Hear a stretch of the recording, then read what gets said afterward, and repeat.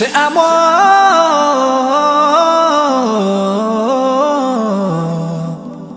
amo.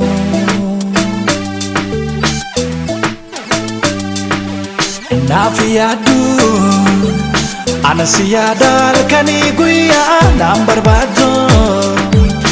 Yadete mo adakiya nanarato. Anisidara kuno arnole ufatikiga.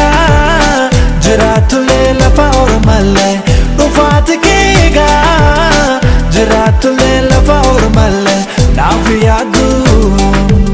Anasiyada kani guya number bado. Yadete mo adakiya nanarato.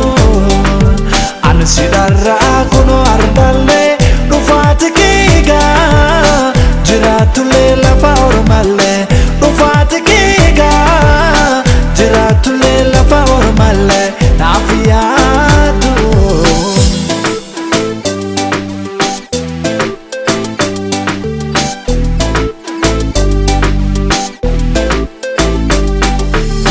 Fayan kange hankatini nafjiradu bunubuli. Nafjiradu bunubuli. Namani kaba nkadu fesi lalu. Namana jijiri nandedini sinderu. Namani kaba nkadu fesi lalu. Namana jijiri nandedini sinderu. Akana turun kanke kanagamo. Tatenobsa. Fatini ane nuka basi male akana turungan ke kanagamo. Tatenobsa.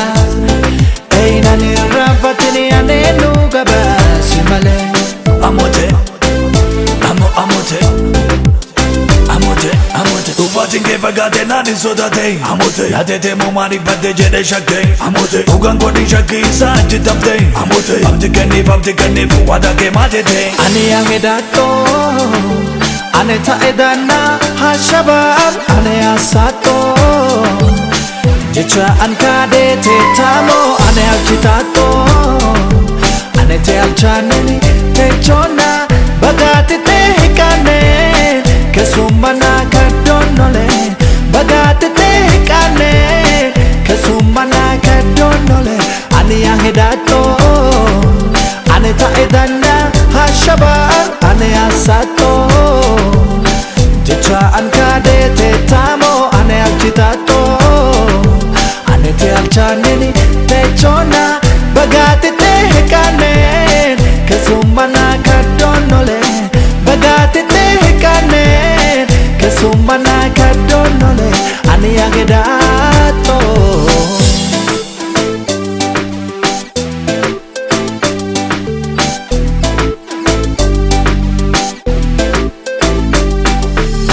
Fayan kanke hinirratini nafjiradu bunuturi.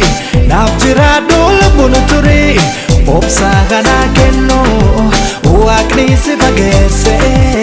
Wallu ya garsisu biya si debise.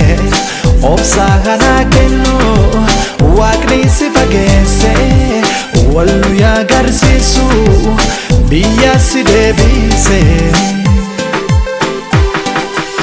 Jake argu fanjar jarera.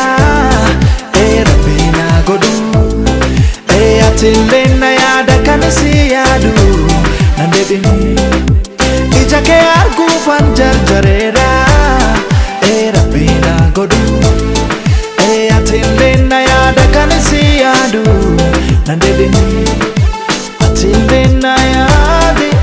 Atilena yada kanisi yadu. Nandedini. Atilena yadi. Atilena yada kanisi yadu. Nandedini. yaada kan si yaadu nandedini amote atillee na yaade atillee na yaada kan si yaadu nandedini